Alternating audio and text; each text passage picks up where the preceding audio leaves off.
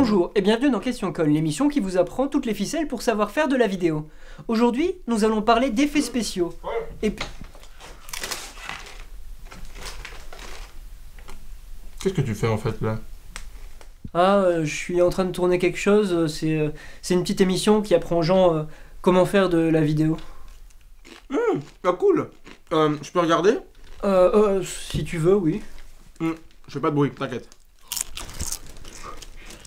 Bonjour et bienvenue dans Question Con, l'émission qui vous apprend toutes les ficelles pour savoir faire de la vidéo. Aujourd'hui, nous allons... Ok.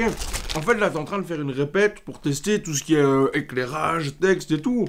Ouais, non, mais c'est bien que tu fasses ça parce que c'est vraiment de la merde pour le moment. Ce serait gênant, hein.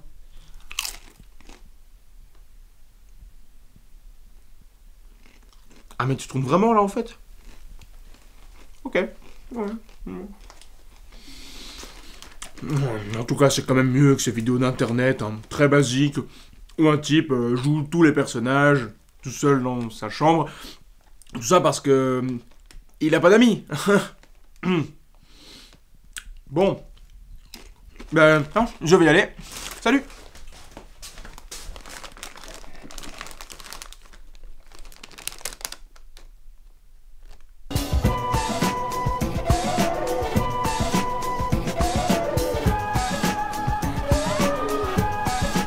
Alors pour commencer à parler des effets spéciaux, nous allons d'abord aborder les fonds verts que nous avons déjà vus dans l'épisode... Paul, je viens d'aller voir ton émission. Je suis désolé, c'est vraiment n'importe quoi. Tu fais tous les personnages tout seul, tu passes ton temps à te déguiser, hein. Bon, il est où ton scénario là? Passe-moi ça, qu'est-ce que... Voilà.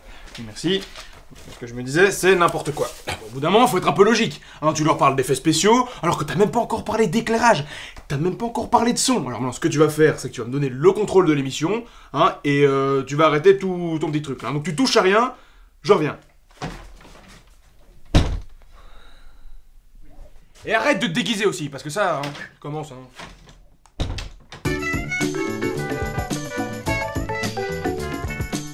Bonjour chers amis. Aujourd'hui nous allons aborder un thème fascinant, les effets Je spéciaux... me disais bien que j'avais entendu le jingle de Professeur Pellicule. Qu'est-ce que je t'ai dit il y a 10 secondes, Paul? Qu'est-ce que je t'ai dit il y a 10 secondes? Professeur Pellicule, c'est fini. Les déguisements, tout ça, c'est terminé. Mais c'est dégueulasse! C'est mon émission, je fais ce que je veux d'abord! Et puis, tu t'es changé vachement vite en plus. Bon, allez, hop, va te changer là, tout de suite. Mais je fais... Tout de suite. Mais c'est dégueulasse, je me casse!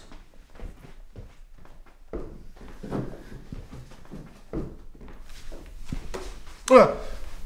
Et t'as fait vachement vite là, non? C'est dingue. Bon, quoi qu'il en soit, voilà ton nouveau texte.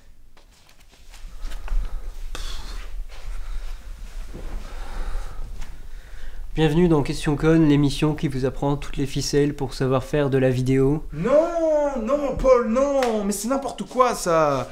Qu'est-ce qui est marqué? Voilà, bah oui, c'est n'importe quoi, c'est bien ce que je me disais. Écoute, barre-toi. Non, c'est pas bien. Je vais le faire parce que ça va pas du tout là. Voilà. Ah mais oui.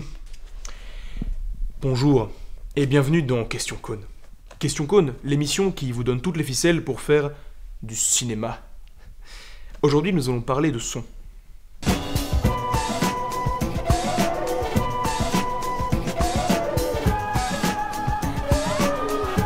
Un film est constitué d'images, ce que nos yeux nous amènent à voir, et de sons, ce que nos oreilles nous permettent d'entendre. Si vous voulez gagner des Césars, les deux doivent être irréprochables. À moins, et je vous vois venir, que vous ne vous lanciez dans l'incongrue, quoique fascinante expérience du cinéma muet. Voici une perche équipée d'un micro directionnel, métaphore de la vie acoustique.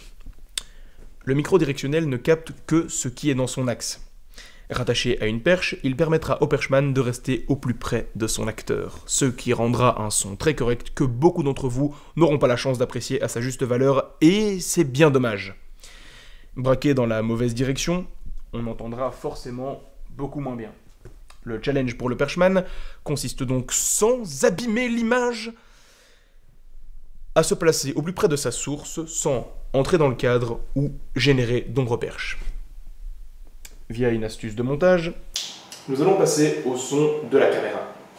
Son très très mauvais, qui rappellera sans doute, je vous l'accorde, la qualité très médiocre de vos films de vacances. Mais qu'est-ce que tu parles de micro et de perche? Et puis c'est super condescendant comme attitude. L'idée de l'émission, c'est quand même d'aider les gens à faire ce qu'ils peuvent avec les moyens du bord. Eh bien, certaines personnes ont un micro et une perche. Et d'ailleurs, tout le monde devra en avoir.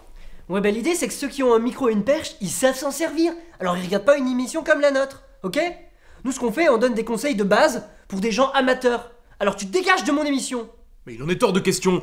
Je ne te laisserai pas continuer à gâcher cette émission. Et d'ailleurs, heureusement que je suis là. Mais t'as rien à faire là. Rends-moi ma place. Je reste. Ok, je me casse. Mais lui, il vient avec moi.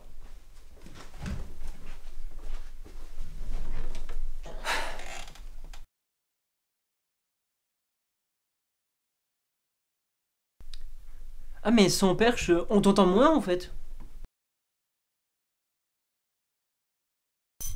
Je t'entends pas.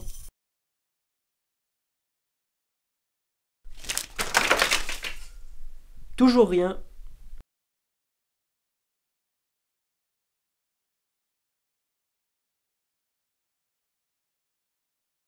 En tant qu'amateur, vous allez sûrement devoir utiliser le son de la caméra.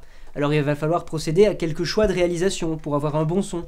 Par exemple, si vous faites des plans assez proches de votre acteur, le son sera assez bon et du coup votre acteur pourra jouer tout à fait naturellement sans trop hausser la voix, on l'entendra très bien. Mais si vous voulez faire des plans plus éloignés tout en ayant un son correct, votre acteur va devoir parler plus fort pour se faire entendre. Et du coup ça va l'obliger à jouer de façon plus théâtrale. Chacune de ces solutions a ses avantages et ses inconvénients. Alors si vous voulez tourner un plan qui serait éloigné avec un acteur qui joue réaliste, on risque de pas l'entendre. En fait, le matériel que vous avez implique des contraintes que vous devez respecter pour un rendu optimal. Vous ne pouvez pas tout faire.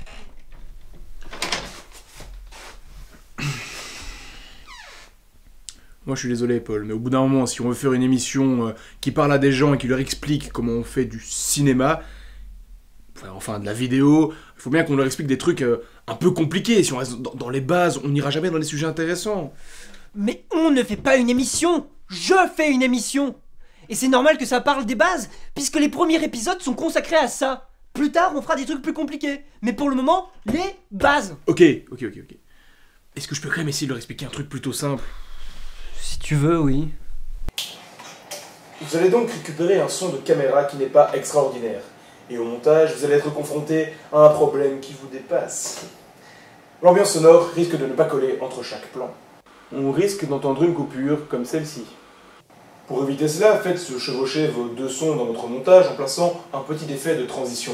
Celui-ci gagnera ainsi en fluidité, et on peut appeler cette technique le montage AB.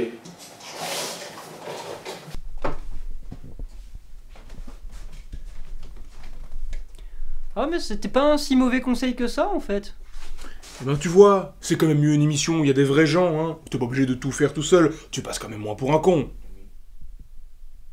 D'ailleurs, j'avais pas fini en fait tout à l'heure. Bien vas-y, je t'en prie.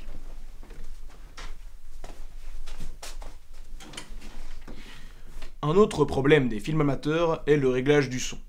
En effet, un spectateur lambda est souvent amené à modifier le volume de son moniteur audiovisuel durant le visionnage de son programme. Tout ceci à cause de niveaux moyennement voire mauvaisement réglés lors du montage.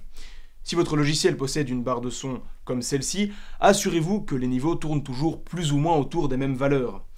Placez les voix par exemple entre -12 et -6 décibels, mais surtout faites attention à ce que le zéro ne soit jamais atteint, en quel cas vous feriez saturer l'appareil, donnant à votre spectateur la sensation qu'il rejette Je pense qu'on va s'arrêter là pour aujourd'hui.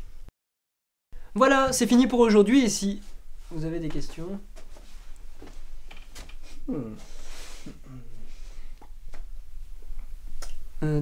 tu as besoin de quelque chose? Oui, en fait, tu vas conclure là.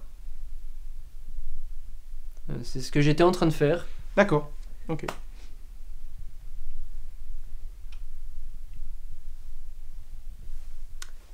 Est-ce que tu voudrais le faire? Voilà, c'est ça, oui.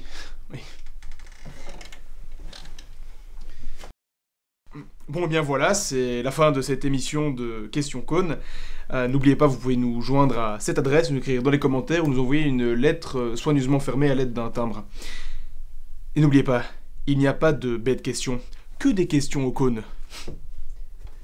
Non, mais le jeu de mots c'était...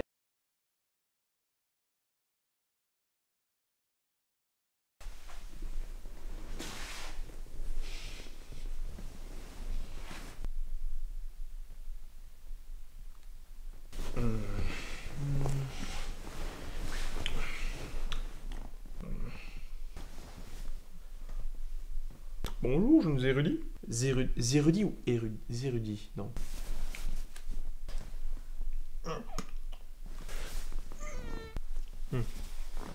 Bonjour, Bonjour, jeunes érudits.